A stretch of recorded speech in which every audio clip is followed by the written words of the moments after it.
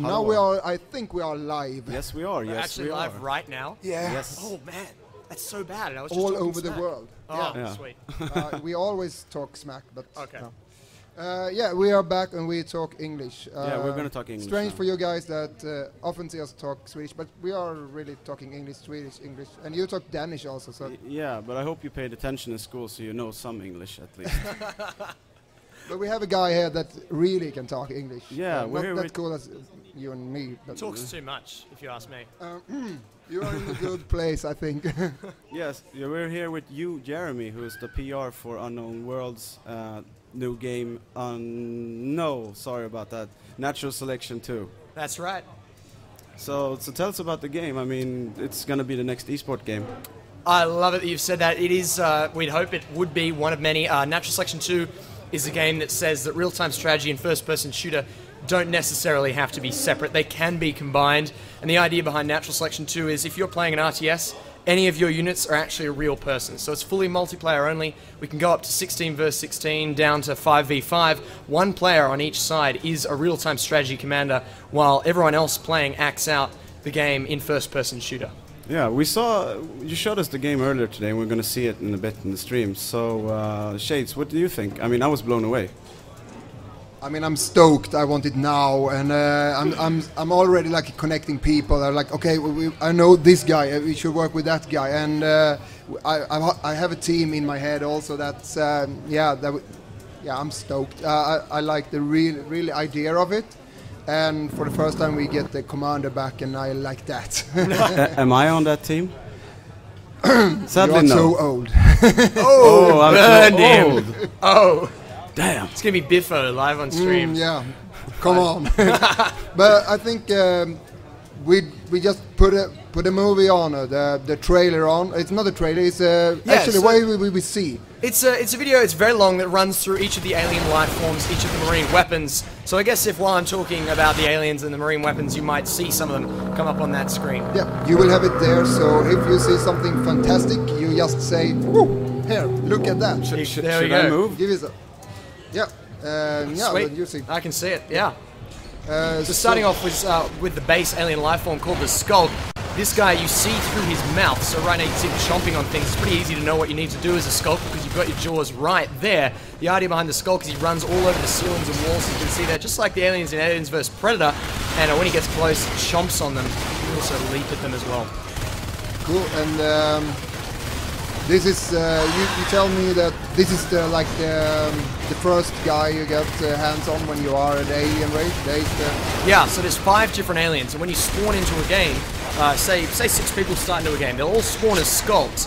One of those players can choose to be the real-time strategy player. They jump into what we call the hive structure. They get into the hive, and then when they're in there, the other 5 Skulks will run off and start killing things. And as you collect more resources, like in any real-time strategy game, you need to collect resources. As you do, you will get access to more advanced life forms, such as the Gorge, who's like a combat engineer, and he's actually healing an Onos right there. Oh, he's gone now, but he was healing an Onos, the Onos being a large space dinosaur rhinoceros guy that can take a lot of damage.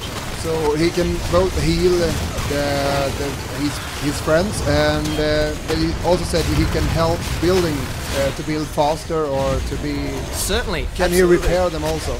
Yeah, he can absolutely assist buildings. For example, the alien commander might drop a whip, which is a defensive structure that looks like a giant flapping tentacle. And after dropping that whip, it'll grow very slowly. But what the alien team could do is choose to have one player go Gorge and spend some resources to do that and heal that structure up, make it grow more quickly. Cool. So maybe you can play anyone. You can have that guy. He doesn't feel so funny. I play as the Gorge all the time because I can't kill anyone. I'm just not good enough to kill anyone, so I play Gorge. So I feel bad, man. That's good. Studio 23 in that one. Yeah, but I mean, we talked about Natural Selection 1, the first game. It got released as a mod 10 years ago. It was 10 years ago, yeah. 2002, Half-Life 1. It was a mod for Half-Life 1, Natural Selection 1. And yeah, it's been 10 years in the making, but Natural Selection 2 is almost here, which is very, very cool. And often they say when it's done, but you said you have a day or anyway a month when the game will be out. So you work hard, but then you say we will of course, if there is some problem, we will change it, and the work doesn't stop there. You will still It's so the game, we patch it. It is currently in beta right now, and you can get into it at naturalselection2.com if you want to see a game that's not quite finished, because it isn't finished yet. But the beta, we patch it at least twice a month and often once a week, and that will continue probably at a slightly slower pace after release. I'm going to keep adding things, bug fixes, balance changes, new units, new abilities, graphical improvements, new maps. It's all going to keep coming after release, and that's just what we're doing. What the community does with all our modding tools, we can't wait to see that as well.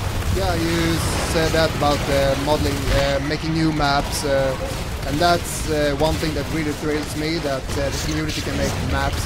I totally love that, because the community often turns to find like, this is for esport, we need to have this and this, and then yeah, they go right on it and make it. And now everyone starts to work in the game industry, so there's a lot of people that can be home fixing that. I hope for that so much.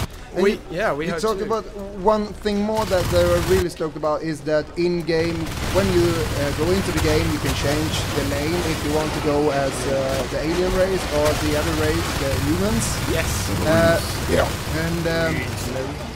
And in the middle you had something that looked like screens.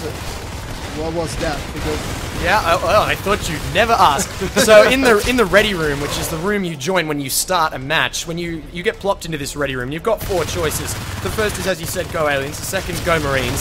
The third is to go random team, so it'll just pick a team randomly for you. The fourth is spectator mode, and that's something we're really excited about, because we know that for any esport to be successful, it has to have a good spectator mode. And so we do have spectator mode included in the game. And what's more, our community has actually written for us as a mod a spectator system for esport commentary. So it includes things like how much resources each team has, what life forms and units they have, what weapons they have, when they're dead, when they're alive, how much health they've got, etc. I love it. And it's a brand new, your own engine, right? Yes, it's our own engine. It's called Spark. It was written by one guy. So all those graphics you see right now being played, that's with a grenade launcher. It's actually a placeholder right now. But all of that you see right there, it was all written pretty much by one guy in terms of the lighting and the engine itself. Cool. Has he aged very fast of all the work? He has had a lot of work to do, and he still has a lot of work to do, but he's on top of it. Cool.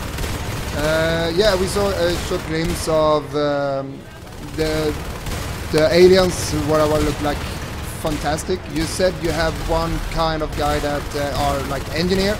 You also show me one guy that could leap forward, like a blink or something like that, like blink. an agility hero. Is that the same? Do you have the opposite and the marines, or do they work on a different? No, they don't actually. It's completely asymmetrical. So what you were talking about there is the fact that we've got 5 different aliens. Each of them operates completely differently. Some of them run on walls, some of them are tanks, some of them are combat engineers. One of them, as you said, blinks from place to place, great for ambushing marine squads and picking them off one by one.